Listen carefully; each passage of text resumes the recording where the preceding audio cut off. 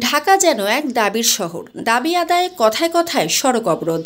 এক পক্ষের দাবি আদায় করতে গিয়ে লাখ লাখ নগরবাসীকে জিম্মি করা এখন নিত্যদিনের ঘটনা হয়ে দাঁড়িয়েছে। দাবি আদায়ের আন্দোলন আর অবস্থান বন্ধে আইনশৃঙ্খলা বাহিনীকে বেগ পেতে হচ্ছে। কখনো কখনো তারা কিছুই করতে পারছেন না। অনেকে বলছেন সরকার ঘনিষ্ঠদের যখন তখন সড়ক বন্ধ করে কর্মসূচি পালন করায় অন্যদের বিষয়ে আইনশৃঙ্খলা বাহিনী কঠোর ব্যবস্থা নিতে পারছে না। গতকাল একদিনে ঢাকার গুরুত্বপূর্ণ 2 সড়ক বন্ধ করে আন্দোলন চলায় রাজধানীর অর্ধেক অংশ প্রায় অচল হয়ে পড়ে। এতে দুর্ভোগে পড়েন লাখ লাখ মানুষ। সড়ক বন্ধ করে আন্দোলন করায় পুরো এলাকায় বন্ধ হয়ে যায় যান চলাচল।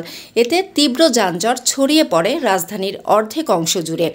3 দফা দাবিতে জগন্নাথ বিশ্ববিদ্যালয় শিক্ষার্থীরা প্রধান উপদেষ্টা ডক্টর মোহাম্মদ ইউনূসের বাসভবন যমুনা অভিমুখে লং মার্চ কর্মসূচি ঘিরে মৎস্য ভবন ও কাকরাইল এলাকায় সংঘর্ষ।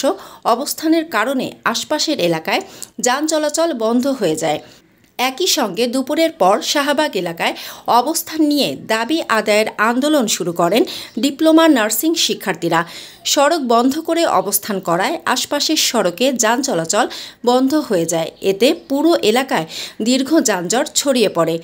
যানজটে আটকে যাত্রীদের তীব্র দুর্ভোগে পড়তে হয়। মানসম্মত হাঁস ও মোরগের চাহিদা পূরণ করতে আল আমিন হালাল লাইফ পোল্ট্রি রয়েছে আপনারই পাশে। আমরা হাঁস, মোরগ, কবুতর, কোয়েল, টার্কি ও খরগোশ পাইকারি মূল্যে বিক্রয় করি।